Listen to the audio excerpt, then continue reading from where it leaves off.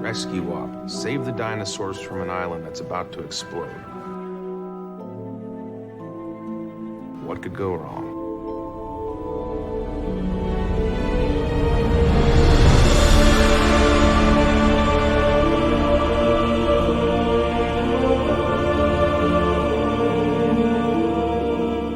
Welcome to the Fallen Kingdom Minute, where we return to Jurassic World 1 minute at a time. I'm Brad. And Dave. And on this episode we're discussing Minute 6 of Fallen Kingdom. Before we get that, David, heading back to Jurassic-Pedia.com, we're going to talk more Dominion dinosaurs, and this time we're going to talk about the Pyroraptor. We've seen Fangoria and animatronic images, we've seen the Pyroraptor in the trailers. We had a little bit of a discussion last month on the animatronic itself and sort of the way it looks, but this article's all about the history of the little theropod dinosaur that we're going to get in Dominion. Yeah, so this article will assuredly be updated once the movie comes out and we can get a full in the movie description of it. The Pyroraptor I remember being first introduced to in the series Dinosaur Planet, and it was like it was sort of animated. It was kind of like Walking with Dinosaurs, where it was CG animated creatures against background plates. Came out in 2003. Mm-hmm. And one of the episodes followed a Pyroraptor named Pod. And I remember being so enthralled with this little raptor and loving it. And so I'm actually happy to see it is in Jurassic World now. Mm. It has such an interesting history with its discovery in it too. Only being found because of a forest fire in 1992, damaging areas around in the province of France. It's not Mount Olympus, it's Mount Olympia or something. It's in France. In fact, I can't even find the English the Wikipedia page. I found the French Wikipedia page for it. So you just imagine what Google Translate's going to do to that. How that happened? The paleontologists that found it in that basin over in France, only because a bushfire tore through the hill. That's some interesting stuff. So again, once we get some photos from Dominion, we can get them posted up here as well of the actual animal. And yeah, be able to add a bit more to the article. Relax. You're more likely to die riding on a horse than in a plane. No, I'm not, because I won't get on a horse. My chances are 0. Planes are the safest way to travel. You call this a plane? My cousin has a drone bigger than this. Dave, ready to get into Minute 6? Sounds good. Alright, Minute 6 of Fallen Kingdom opens with the Tyrannosaur once again stalking in the rain and ends with the Rex and the Chopper at the end of the rope. As we open on Minute 6, the technicians yelling back to the Chopper crew, not understanding what they're yelling about because of radio communication blackout or some issue. Behind them, she's back. We can see the Tyrannosaur approaching, being lit up by that lightning. And again, I'll go back to earlier minutes. We can see shipping containers here behind the generators, which again makes me wonder what was happening here. It seems more than just set dressing, but we've talked about that in earlier minutes. The tech realises there's something big behind him, of course, and he slowly turns, taking off his headset. Return of the Rex from the final minute of Jurassic World. Here she is back for Minute 6. Back in the rain.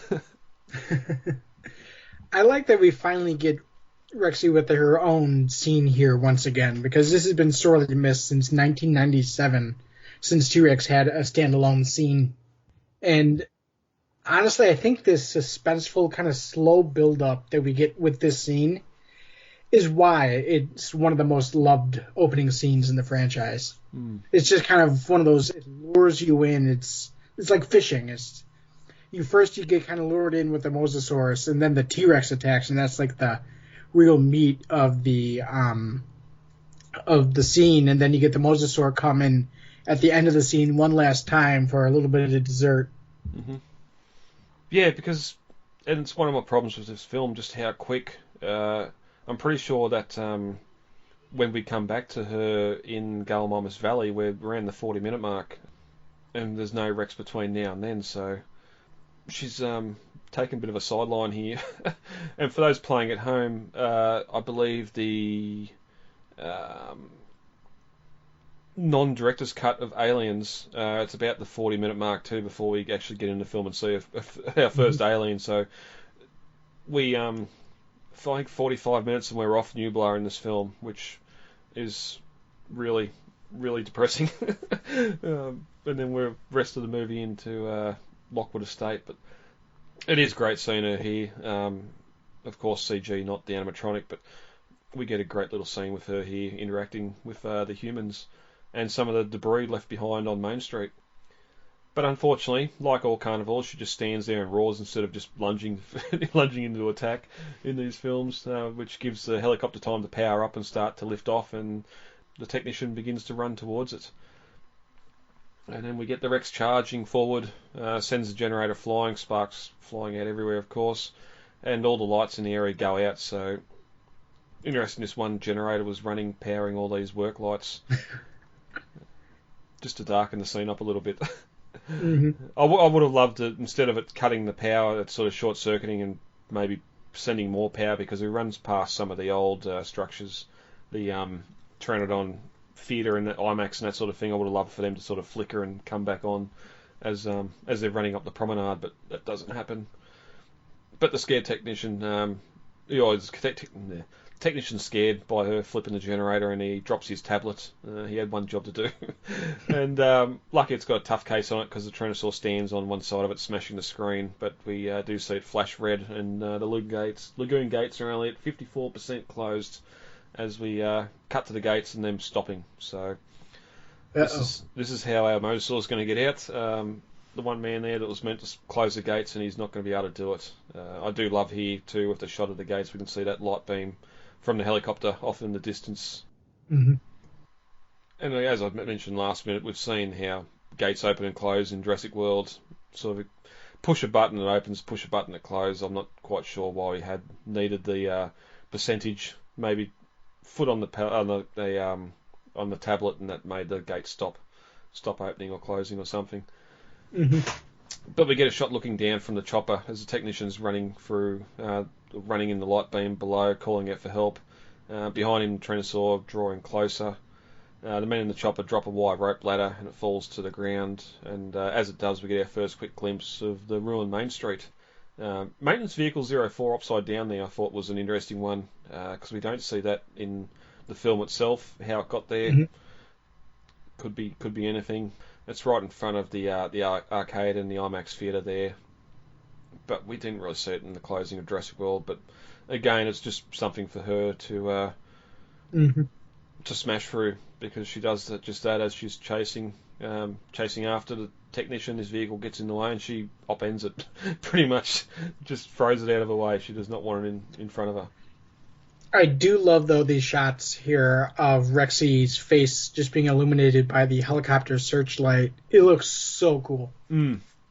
But again, it's middle of the night, storm, just having the floodlight illuminate little aspects of the set, and the CGI model, just it does look fantastic, the way it's lit. And I dare say that's a Bayona influence here with some of this stuff as well. Mm-hmm.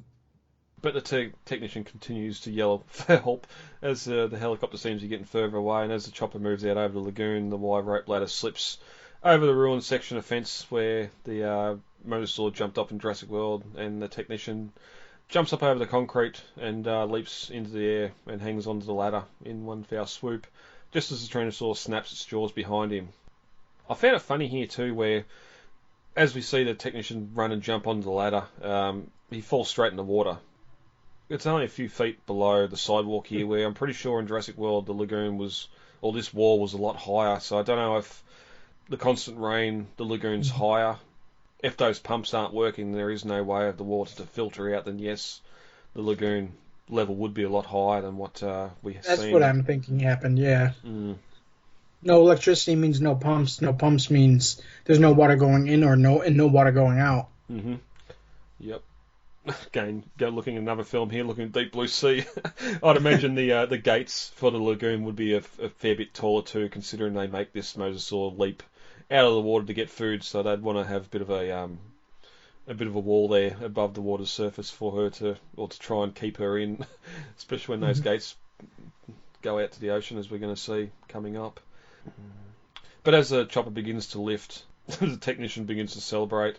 Just as there's a jolt on the ladder and the chopper drops below him, you can see the Rex has grabbed the end of the wire ladder in its jaws. Of course, It's just a big chew toy for her. yeah, yep. Where do you think you're going? The Rex thrashes his head back and forth here and starts to walk backwards onto Main Street, pulling the helicopter with it, and we get the pilot calling back that we're going to stall and to cut the rope, and to cut it now, and that's the end of the minute. That's not quite how helicopter stalling works. It's a little bit different to fixed wings. Helicopter stalling is when the nose is lifted too high and the rotors lose their lift, where a plane, it's all about airspeed, and you need airflow over the wings, otherwise you're just flying a plane-shaped rock. But looking at this scene again, suspense. Hollywood has a long history of using rope ladders as anchors for helicopters. Rope ladders have a safe workload. Looking online, and we're going to talk more about this next minute, rope ladders like this are only got about 140 kilo. I might go the wrong way here, so 150 pounds. No, it'd be the other way. 200 and something pound, or 400 pound working load. They're designed to break away if they get snagged on rocks or things like that, so you don't lose an aircraft. So we'll get to that. I think I might know some people who would trip that. Well, if I don't know how you go climbing it if you're near the safe weight of it anyway, but that's a different story, and we'll touch on it next minute when we get to see. But the Tyrannosaur jerking and pulling on this, it'd snap pretty easily. If not, if we are going to say, rightio, it's anchored to the helicopter, just the head movements of the Rex here, yanking and pulling on it, that helicopter should be bouncing all over the shop, even though, yeah. There's no give there. It is a good little scene.